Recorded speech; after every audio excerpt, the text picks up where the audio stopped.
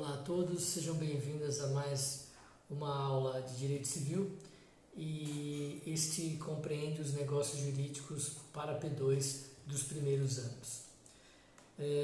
O conteúdo é bem extenso, então vou tentar ser breve, tá legal, pessoal? Vamos lá.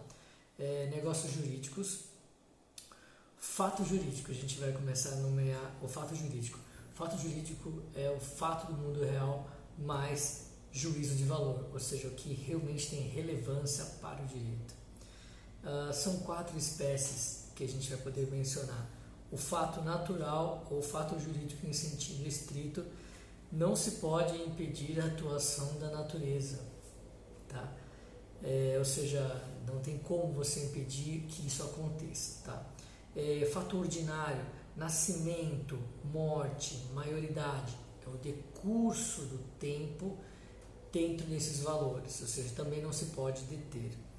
Extraordinário, terremoto, tempestades, raios e enxurradas. Aqui cabe uma anotação interessante, a questão da caso fortuito ou de força maior, tá? Não gera indenização, tá, ok? E temos o fator humano, na qual a gente tem o ato jurídico em sentido amplo, ação ou conduta humana para transformar, extinguir direitos contratados, modificar e criar. Nós participamos desses negócios jurídicos porque queremos, temos vontade própria, só assim ele pode ser válido. Tá? Ou seja, nós temos que ter uma vontade própria não viciada. Fazemos porque queremos, tá? Isso é muito importante em relação à vontade ser livre, tá? A vontade não pode ser viciada.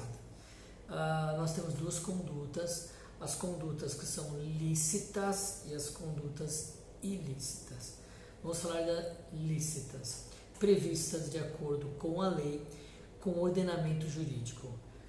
O ato jurídico em sentido estrito, no ato da conduta a lei traz as consequências. Ou seja, quando você vai fazer o negócio jurídico, né, o ato, ele já traz as consequências desse ato. Tá? Por exemplo, você pratica uma conduta e a lei traz as consequências que são automáticas.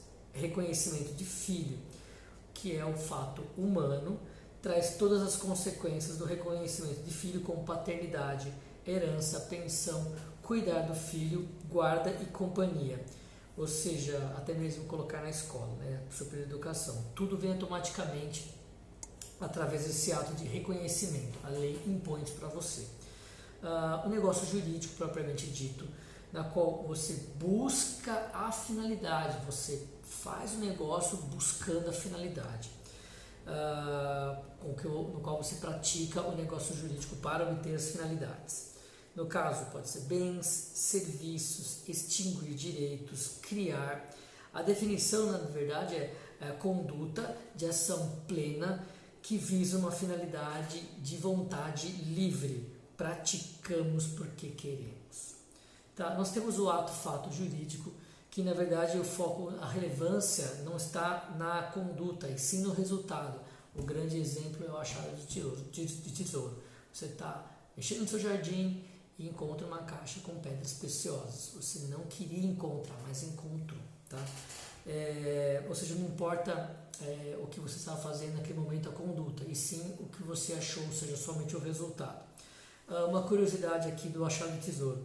Se for achado no seu terreno, é seu mesmo, você que achou, é seu mesmo. Tá? Se você mandou alguém sem saber que lá estavam as joias preciosas, metade é dele, metade é seu. Se você mandou cavar o buraco que já desconfiava que existia lá a caixa, deixando para sua vovozinha, então é tudo seu. E outra coisa interessante, sempre que um incapaz pratica um negócio jurídico, ele está focado no resultado.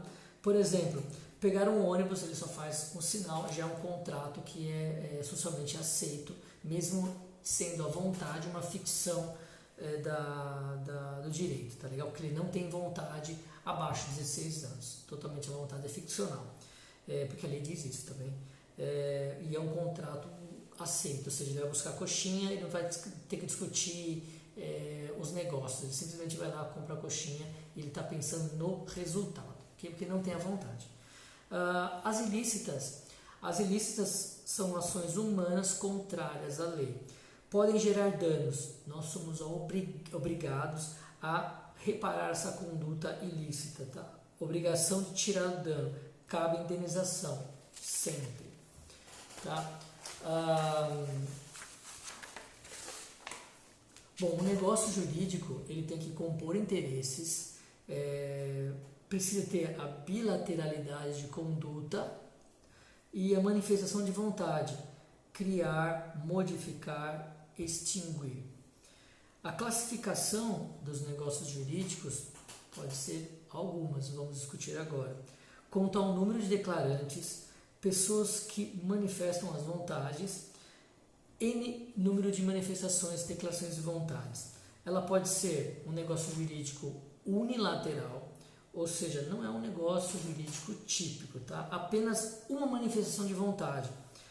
No caso dessa manifestação de vontade unilateral, quando ela precisa ser conhecida, a gente chama de negócio jurídico receptício, ou seja, ela precisa fazer com que uma outra pessoa receba esta informação para que tenha efetividade nesse negócio, tá? E quando a vontade não precisa ser conhecida, no caso vontade desconhecida, no caso não precisa ser sabida no primeiro momento, tá? O conhecimento no caso é irrelevante, no caso de um testamento, a pessoa não precisa falar para todo mundo que fez um testamento, simplesmente apenas vai fazer o ato, não depende de nenhuma vontade externa. Quando ele faz o ato, o testamento já produz efeitos, no caso do testamento, tá? Temos os negócios jurídicos típicos bilaterais, que são duas manifestações de vontades.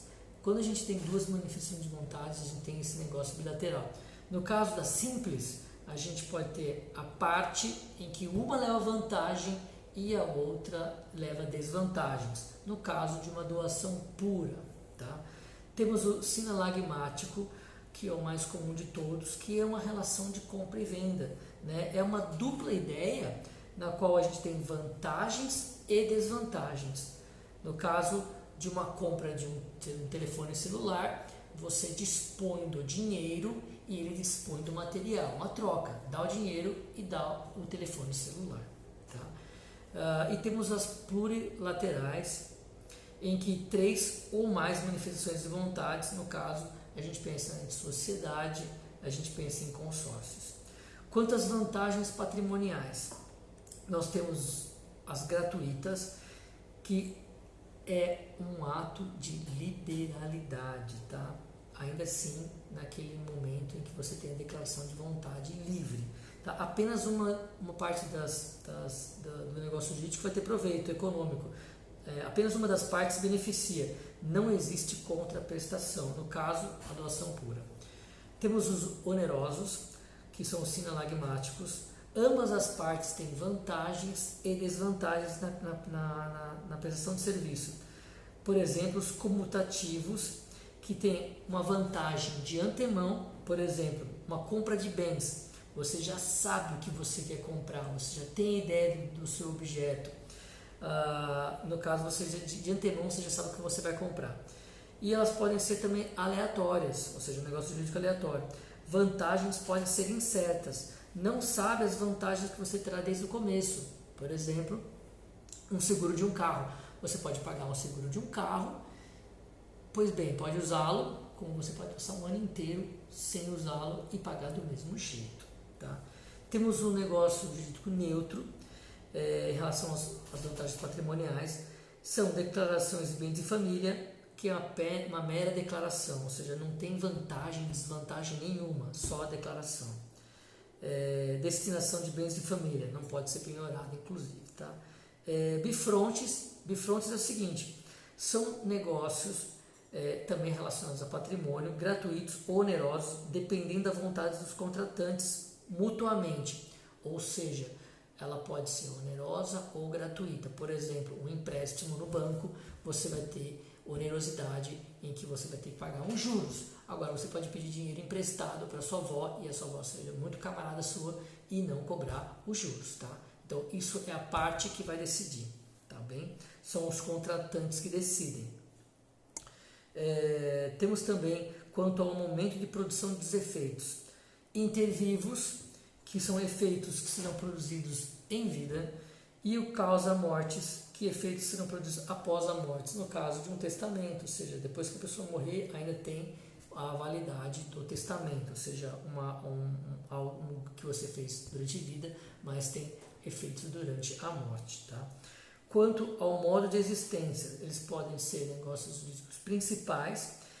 Os negócios jurídicos principais têm existência própria e não dependem da existência de qualquer outro, como compra e venda, locação e permuta. Ou seja, ele mesmo é um negócio que existe e é o principal. Tá? Nós temos o acessório, ou seja, o negócio principal cria-se um acessório. Tá? Nem sempre quando o acessório vai embora, o principal vai. Geralmente é o contrário, quando o negócio jurídico principal vai embora, o acessório também vai embora. O contrário não é verdadeiro. Tá? Ou seja, o negócio jurídico acessório tem a sua existência subordinada a um contrato principal, como penhor, fiança e hipoteca. Como regra, segue um destino principal, salvo por estipulação do contrato ou na lei. Extinta a obrigação principal, extingue-se também o acessório, mas o contrário não é verdade. Temos os derivados ou subcontratos. É quando eu faço o negócio principal e estendo esses deveres e direitos a terceiros. No caso de você alugar uma sala e você sublocar isso para terceiro. Temos também quanto às formalidades que devem ser observadas. Solenes, quando tiver escrita na lei que elas devem ser solenes, tá? E também, no caso de não solenes, é quando o ordenamento jurídico não prevê forma escrita, então você pode ter esse livre consentimento das partes e você não precisa fazer isso de uma forma solene. Tá? São negócios jurídicos que não necessitam de forma escrita, basta o consentimento para sua formação. A lei não reclama nenhuma formalidade para aperfeiçoamento. Podem ser celebrados de qualquer forma, inclusive verbal. Isso é importante. A maioria dos nossos contratos não carecem de forma solene, tá? Verbal funciona muito bem e é acatado. Em relação às formalidades, pode ser simples, negócios jurídicos que constituem por um ato único, tá? Ou seja, acenar para um ônibus já é um contrato que você está querendo um transporte para algum lugar. Tá? E os complexos, que são negócios jurídicos que compõem vários atos sem eficácias independentes, compõem de várias declarações de vontade e que se completam emitidas pelo mesmo sujeito ou vários na obtenção de efeitos pretendidos na unidade, no caso de comprar um imóvel à prestação. Temos várias declarações que se completam e temos o mesmo objeto. A complexidade ela pode ser objetiva, que seriam as várias declarações de vontade que se completam no mesmo sujeito, convergindo no mesmo objeto. Essa questão que eu disse. Outra coisa importante, essencial a identidade do sujeito, assim como objeto do negócio jurídico. Tem que ser uma coisa determinada, determinável, como compra de um carro a prazo. Complexidade subjetiva, pluralidade de declarações de vontade de vários sujeitos que convergem no mesmo objeto ou causa, podendo ser emitidas contemporaneamente ou sucessivamente. O consórcio de um carro, você junta várias declarações por um mesmo bem e você mantém isso sucessivamente. Primeiro mês um cara ganha um carro, segundo mês um cara ganha um carro. Isso acontece sucessivamente, contemporaneamente. Temos também os coligados. Os coligados é uma conexão mediante ao vínculo de contrato. Tá? No caso, a gente está falando de um posto de gasolina. Existe um objetivo único de exploração do combustível e você tem vários negócios jurídicos juntos, coligados, dependendo dessa exploração de combustível. Se o combustível vai embora, aquela região toda vai embora também, tá ok? Quanto às modificações que podem produzir, no caso, a gente está falando dos dispositivos, tá? Como que a gente vai estabelecer esse negócio jurídico? Um dos dispositivos são meios utilizados pelo titular para alienar, modificar, extinguir direitos, no caso os contratos. O contrato é um dispositivo, tá? E também temos obrigacionais. Por meio de declaração de vontade, geram obrigações para uma ou ambas as partes. Frequentemente, um negócio jurídico dispõe de completa obrigacional. Venda de um imóvel, dispositivo de consumação de escritura que porém, é precedido de um contrato de compra e venda de natureza obrigacional, no qual você obriga o cliente a pagar para que você possa ser obrigado também a dar para ele o imóvel, tá? Que foi elencado no contrato, no dispositivo. Agora, esse aqui é interessante. Interpretação do negócio jurídico.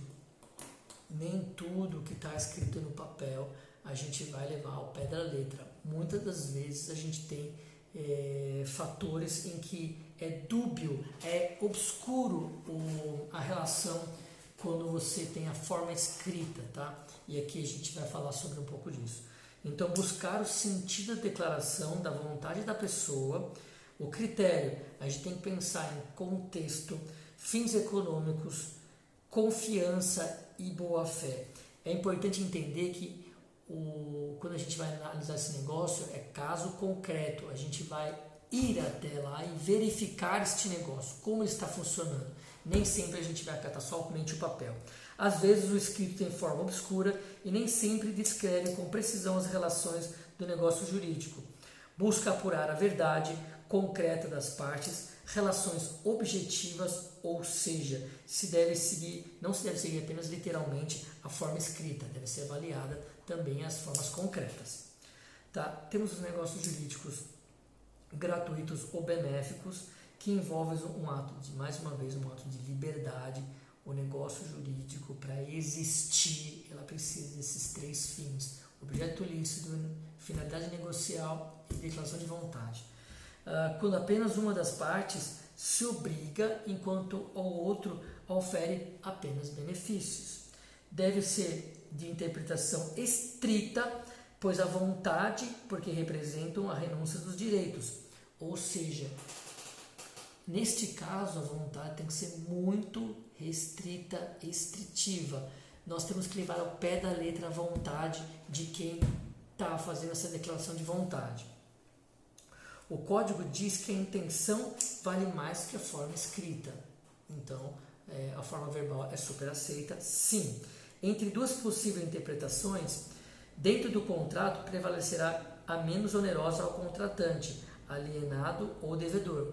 Mas, mais uma vez, como eu te disse, se tiver forma obscura, dúbia, vai valer sempre o que for menos onerosa para o contratante. É necessário observar que a cláusula é dentro do conjunto e não isoladamente, no caso, a questão concreta.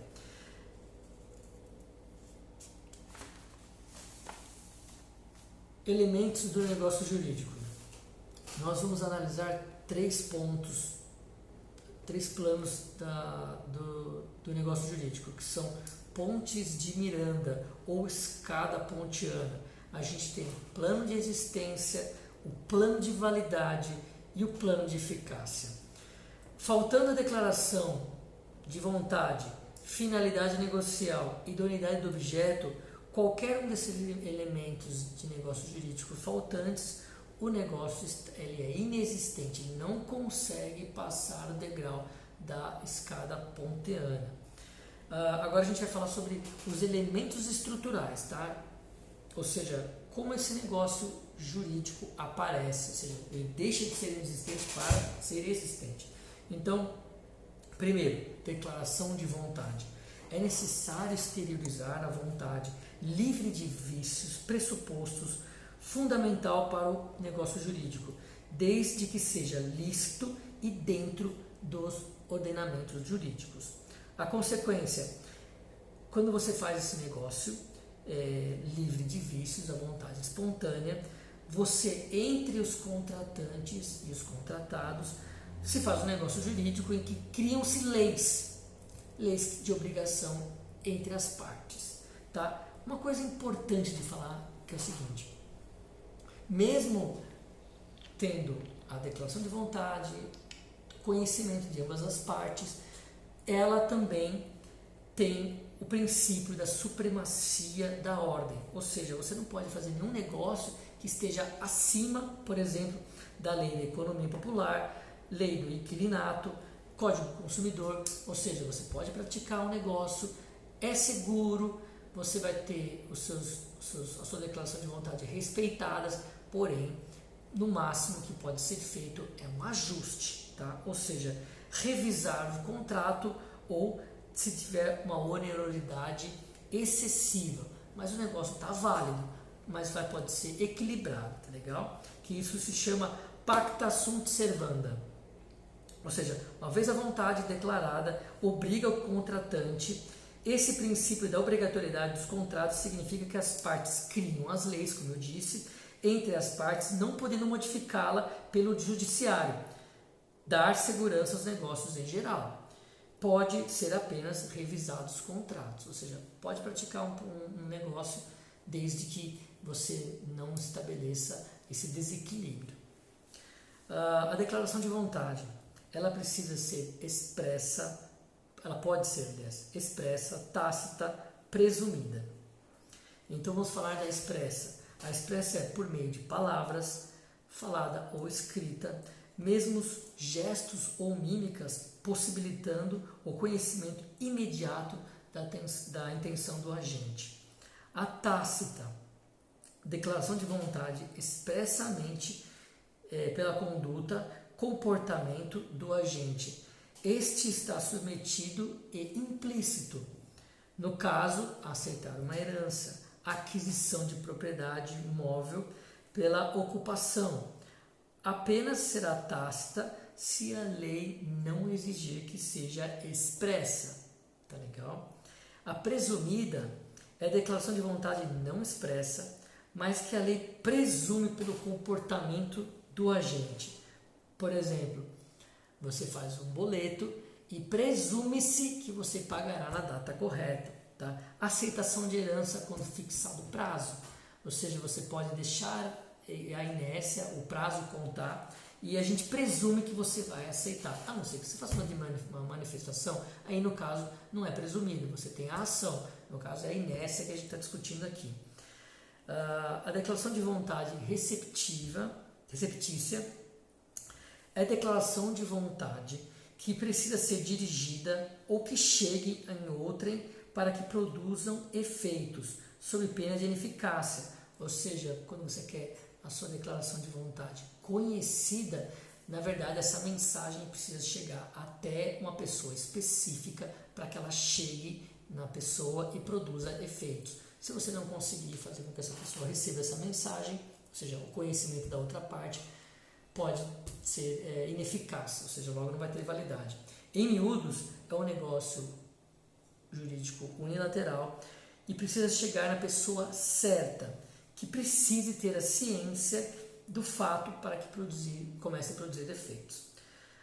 Temos também a declaração de vontade não receptícia, é a declaração que se efetivam independente da recepção de qualquer declaração de outra pessoa, produzem efeitos apenas com a declaração do agente, no caso, testamento, ok? Silêncio como manifestação de vontade. Nem sempre você não se manifestar, você está concordando com isso, tá? A ausência de declaração de vontade não produz efeitos, tá? Porém, existem exceções. Existem exceções de doação pura, estabelecendo prazo para aceitação ou renúncia. Se você se manter em silêncio, a gente vai entender que você aceitou a doação, tá? Ou seja, quem cala consente neste caso, inclusive é uma exceção. Agora nós temos a reserva mental. Essa aqui acho que é a pior deles. Reserva mental. Acontece a reserva mental quando um dos declarantes oculta a sua verdadeira intenção, ou seja, quando não quer o efeito jurídico que se declara querer. Tem por objetivo enganar o outro, contratante ou declaratário. Agora é interessante também aqui, se este souber da reserva mental, ou o outro lado, subsiste e produz efeitos do declarante que não queria. Agora a gente tem duas situações aqui. Se da boa fé, quem pratica a reserva mental e a outra pessoa que está sendo contratada não souber desta reserva mental, que a pessoa está pensando em enganar, não souber dessa reserva, o negócio jurídico está válido, tá? Ele continua a subsistir, o negócio jurídico válido. A outra pessoa não sabia da reserva mental. Agora, se má fé, a pessoa está com a reserva mental, pensando em enganar, o outro sabe dessa situação e se aproveita dela. Ou seja, nenhuma das vontades são verdadeiras. O negócio deixa de existir, não existe vontade nesse caso. Então o negócio jurídico é inexistente. A outra parte sabia da reserva mental, logo a ausência de vontade, requisito fundamental para o negócio jurídico. Agora, o segundo, a gente falou agora da declaração de vontade, e agora a gente tem a finalidade negocial. O objetivo, o fim, vai ser criar, modificar, extinguir, garantir alguma situação do mundo real. Declaração de vontade para se produzir efeitos. Mais uma vez, a gente tem um objetivo, precisamos de vontade. A idoneidade do objeto, que é o terceiro ponto. A idoneidade do objeto é necessária para o negócio jurídico. A declaração de vontade deve recair sobre coisa fungível, tá? Ou seja, que pode ser reproduzido. No comodato, deve recair sobre coisa infungível, uma coisa específica. E no caso de constituição de hipoteca, o bem de garantia seja imóveis, navio ou avião. Os demais bens são inidôneos para a celebração do negócio jurídico. Plano da validade. Os requisitos do plano da validade. Nós temos os negócios jurídicos presentes, que são válidos, ou seja, preenche todos os requisitos. E os negócios jurídicos ausentes, que são inválidos, ou seja, eles não preenchem os requisitos mínimos para subir na escada pontiana e fazer a produção dos efeitos. E temos os inválidos, né, na qual a teoria das invalidades vai tratar como nulo e anulável. Tá? Agora a gente vai falar sobre como que o negócio vai passar a existir. Ou seja, passamos a existir, subimos no mesmo degrau, na validade. Tá? Como é que a gente vai tornar isso válido? Temos algumas funções para tornar ele válido.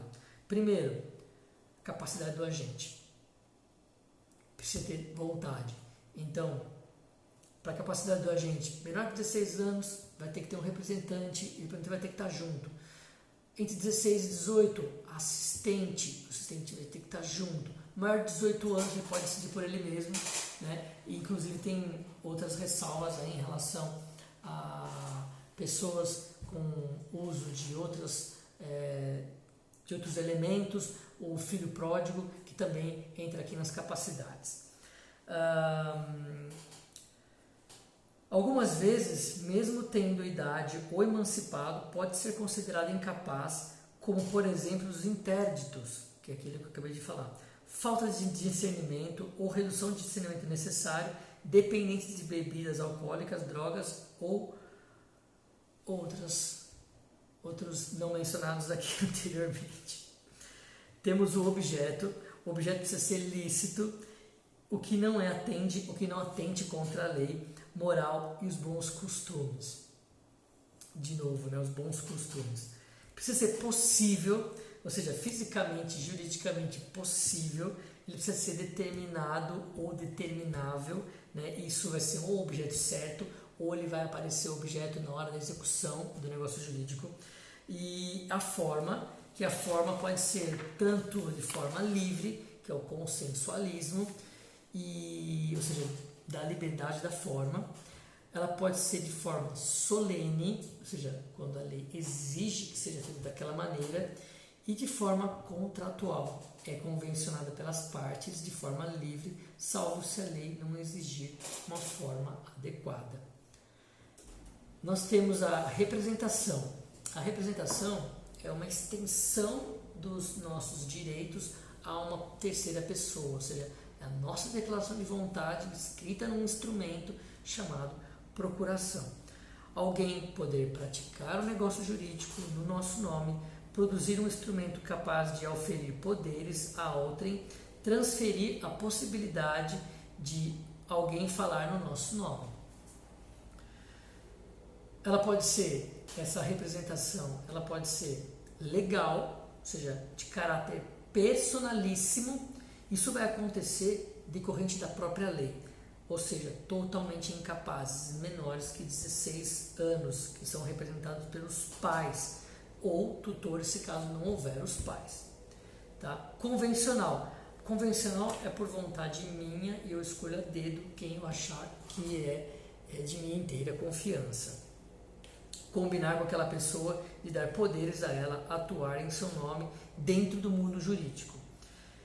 Agora é importante citar aqui, gente, cria-se uma relação entre representante, quem ganhou os poderes e quem vai fazer o negócio jurídico no nosso nome, no caso do representado, e o representado, que é quem deu os poderes para outra pessoa, faça o negócio jurídico ao transferir poderes para essa pessoa que vai ser nosso representante, vincula ele no negócio jurídico, ou seja, existe uma responsabilidade civil importante dentro do negócio jurídico. Normalmente a procuração ela pode ser escrita, pode ser verbal também, ou seja, você vai limitar os poderes para que essa pessoa possa praticar o negócio jurídico no seu nome. Fora dos limites que foi conferido, o representante não poderá agir. Tá? Se ele ultrapassar os poderes, que acontece, o negócio jurídico será diferente e seria diferente do que o representado queria, e o representado pode anular o negócio jurídico? Não. A partir do momento que ele escolheu a pessoa, não, ele não vai poder anular o negócio. O que continua aqui ele continua sendo válido, mas cabe indenização dependendo do caso. Tá? As consequências disso. Se má fé, ou seja, se o contratante sabia dos poderes do mesmo e ultrapassou e prejudicou um negócio jurídico diferente, o negócio jurídico será inválido pela modalidade anulável, inválido. O representante não fica vinculado, porque o outro contratante sabia dos poderes e mesmo assim praticou, ultrapassando os valores, os poderes estipulados. Tá? Agora, se boa fé, o contratado não sabia dos poderes do representante, né? E ele faz o negócio e o próprio representante ultrapassa esses valores. Tá? O negócio jurídico ele continua sendo válido e o representante paga a indenização ao representado se o mesmo se sentir legislado. Não significa que ele é obrigado a fazer representação contra o representante nesse caso. Tá? A indenização vai ser proporcional ao excesso. Tá? Um exemplo, nós demos poderes para que uma pessoa faça um aluguel de R$1.000 e o representante faz um negócio jurídico de R$3.000. Ele mesmo o representante, tá? O outro contratante não sabia disso e praticou o negócio jurídico mesmo assim, porque ele não sabia. Então caberá ao representante arcar com os prejuízos de R$2.000 no caso, R$1.000 que ele queria e extrapolou R$2.000. E você pode pedir indenização para o seu representante como forma de indenização, tá? Como o representante sabe dos poderes a eles conferidos, então ele assume responsabilidade perante o negócio civil, tá ok? Nós temos o plano de eficácia, mais uma vez eu vou frisar isso, escada pontiana, plano de existência, plano de validade e nós temos o último degrau que é eficácias, que são efeitos automáticos após a validade. Agora, mesmo depois de você seguindo todas essas situações e você já tem os efeitos produzidos, né, de eficácia, nós podemos criar elementos acidentais que não são obrigatórios, tá? Colocamos por nossa própria vontade. que são condições, termos, encargo, ok? 3, esses são elementos acidentais não obrigatórios. Já produziu, ele existe, já é válido, produziu efeitos e a gente vai colocar efeitos, elementos acidentais. Vamos começar pela condição. A condição, a gente tem um evento futuro incerto, o qual o negócio jurídico depende. Eu te dou uma casa na praia se você se formar na FADIPA, ou se você passar com louvor na prova da Camila Colucci. Em relação a essas condições, não tem cabimento os direitos de personalidade e direitos de família. Tá? Tem cabimento a situação patrimonial, que pode colocar condições. Eu dou uma casa na praia se você passar de ano. Tá? Isso seria uma condição. A condição, ela precisa ser de voluntariedade, tá? Ela não pode ser pressionada, né? Autonomia das partes, autonomia das vontades das partes. A lei não obriga esse elemento acidental, a gente colocou porque a gente quis, tá? No caso de uma pessoa só, ela quis colocar essa condição. Ela tem que ter um elemento de futuridade, sempre pensar no futuro, nunca no passado, uma coisa que já aconteceu, uma condição que já aconteceu não dá, né? A incerteza, ou seja, uma condição se vai acontecer ou não. Nem sempre acontece, não é uma certeza plena em relação à data se vai acontecer, ou seja, a gente tem, no caso de você passar na faculdade, a gente tem uma condição, mas a gente sabe nem se vai acontecer e nem quando acontecer, tá? Essa é uma diferença interessante em que a condição é uma incerteza, na qual o termo que a gente vai tratar logo a seguir é uma certeza. Condição, incertezas, o termo é uma certeza que vai acontecer, tá?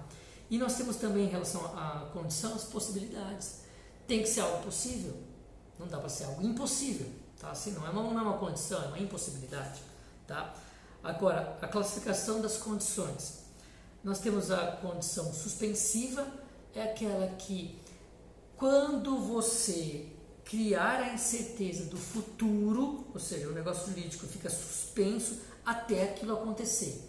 Ou seja, eu vou te dar uma casa, está suspensa, quando você passar na escola, aí eu te dou a casa, tá ok? No caso, o negócio jurídico fica suspenso até a incerteza do futuro acontecer. Ela suspende a produção dos efeitos quando ela acontecer. Passou, te dei a casa, acabou. Agora, temos uma outra situação, temos a resolutiva. Os efeitos serão produzidos até a incerteza acontecer, ou seja, enquanto você estiver estudando, tirando uma nota mínima de 7, eu vou lhe dar R$1.000. Ou seja, estamos produzindo efeito. Quando você não conseguir atingir esses objetivos, que é o futuro incerto, nós não sabemos a data, eu suspendo, no caso eu crio uma situação em que o negócio se resolveu. No caso, você não passou de ano, largou a faculdade, não tira mais 7, então ela está resolvida, né? Eu não vou te dar mais R$1.000 se você continuar tirando 7. Então, mais uma vez, os efeitos serão produzidos até a incerteza no futuro acontecer. O negócio jurídico se resolve. Te dou R$1.000 enquanto você estiver na faculdade. Ou seja, evento futuro incerto. Não sei quanto tempo você vai ficar na faculdade, tá? Aqui houve um áudio da Camila e ela soltou uma diquinha aí, então. Ela gosta de perguntar sobre colocar condições, né? Se ela é suspensiva ou se ela é resolutiva, tá? Sempre explicar o porquê de cada um ou de outro. Ou seja, suspensiva, eu vou apenas produzir essa suspensão quando acontecer, né? Vamos ler mais uma vez. Suspensiva, o negócio jurídico fica suspenso até a incerteza no futuro acontecer. Ou seja, te dou uma casa se caso você conseguir o diploma. Então, conseguir o diploma, eu te dou a casa. Tá? E na resolutiva, ela continua a produzir efeitos. Quando a incerteza acontece, ela para de produzir efeito. E na suspensiva, é o contrário, fica suspensa até acontecer. Quando acontecer a incerteza, aí que você adquire. Mais uma vez, agora a gente vai falar do termo, tá? O termo é um evento futuro certo, uma certeza. A definição é o momento em que o negócio jurídico se inicia ou se encerra. Data, momento, no tempo certo. Algo que vai acontecer no futuro na data X. Evento futuro certo. Não há incertezas como na condição anteriormente já explicada. Não é cabível direitos de personalidade, direitos de família, tá? Ou seja, as coisas acontecem na data certa. Não dá para casar e pensar em planejar para divorciar. Ou seja, direitos de família, personalidades é uma coisa que a gente vai colocar termo em cima. Ou seja, começa e termina. Não, simplesmente as coisas acontecem. A gente tem o termo inicial e o termo final. Termo inicial, data para começar o negócio jurídico. Termo final, data para término do negócio jurídico. No caso, a gente tem duas expressões interessantes, que a gente fala sobre a data inicial, dies a quo, né? Ou seja, contrato de locação, por exemplo, inicia nessa data. E nós temos também dies ad quem, que é o contrato de locação também, mas é quando ele termina aquele contrato, tá? Nós temos agora o certo e o incerto, ou seja, termo certo e incerto. O termo certo é quando nós sabemos a data exata, ou seja, o dia do pagamento. Você vai pagar no dia 100 e dia 25, é um termo certo. Agora, um termo incerto é a morte. Nós sabemos que vai acontecer, podemos não saber a data, mas vai acontecer. Então, é um termo incerto. A morte é um termo incerto. No caso, certo, a data certa, aluguel, dia do pagamento, e incerto, a data incerta no caso da morte. Não sabemos o dia, mas sabemos que vamos morrer. O encargo, ou o modo, tá? Que seria a terceira. Seria acrescentar uma obrigação por vontade de um elemento acidental em um negócio jurídico gratuito. Por exemplo, eu dou uma casa para você se você continuar cuidando do gato. Se você não cuidar do gato, você não recebe. Ou seja, eu estou te dando um imóvel, mas estou dando um encargo ou modo que é uma condição, né, referente a você continuar mantendo este bem. Vou ler.